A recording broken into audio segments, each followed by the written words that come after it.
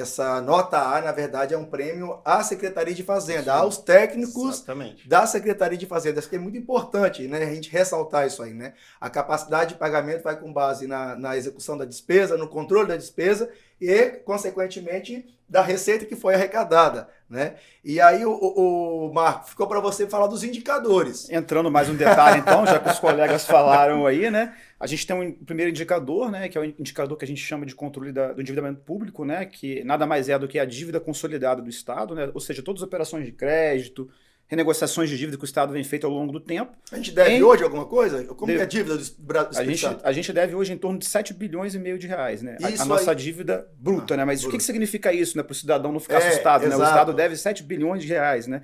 Mas o indicador, inclusive, ele mede o quê, né? A relação da dívida consolidada do Estado em relação à sua receita corrente líquida, né? É uma relação entre a dívida e a receita. Então, para ser nota A, o Estado tem que ter uma relação menor do que 60% nesse indicador.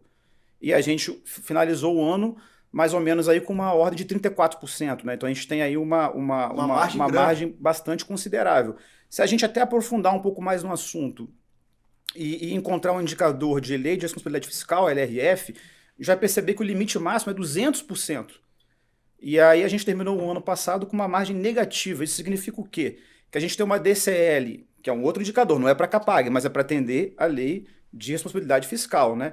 Que para vocês terem uma noção, é 200% o limite máximo. A gente terminou com negativa a margem, né? Isso significa o quê? Eu tenho mais recursos em caixa, mais haveres disponíveis, um ativo ali contabilizado maior do que minha própria dívida de 7 bilhões e meio de reais, né?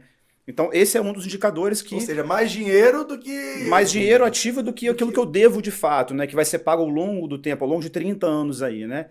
Então, acho que, não sei se ficou uma dúvida com relação a isso, você queria comentar alguma coisa nesse ponto? Não, André, ficou bem claro que, embora a gente deva, de forma bruta, 7 bilhões e meio de reais, né, a gente tem hoje uma das menores dívidas do país, e para atingir a nota A seria 60%, repetindo aqui, né, e a gente terminou o ano de 23 mais ou menos ali com 34%, 33% ali, a expectativa nossa, né.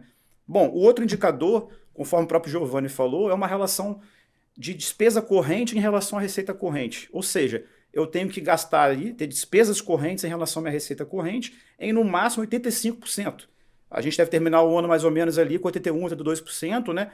Parece que essa margem é pequena de 3%, mas não é. Porque aí eu estou falando de uma ordem de grandeza de uma despesa aí ajustada aí em torno de 26 bilhões de reais e uma receita ajustada, que a gente chama ali para medir exatamente ali a margem da receita, de 30 bilhões de reais. Né? Então, esse percentualzinho de 3% é bastante significativo quando a gente trabalha com uma ordem de grandeza tão importante, né?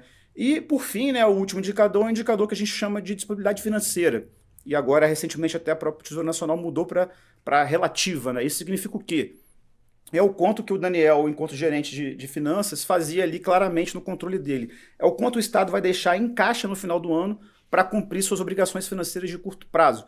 Então, hoje, aquilo que eu deixo em caixa frente às obrigações de curto prazo que eu tenho em relação a receita corrente líquida tem que ser maior do que 5%. As nossas estimativas é que a gente terminou o ano aí, porque esse indicador é um indicador que é publicado pela STN ao longo do ano, né? O que a gente alcançou em 2023 vai ser publicado oficialmente, mais ou menos agora, no meio do ano, no segundo semestre, mas a gente já tem os nossos cálculos próprios, né? Então a gente imagina que a gente vai terminar o ano com uma ordem de 11%, 12%, superior aí para ter nota A ao que a gente chama que é ser no máximo de 5%, ser superior a 5%, né?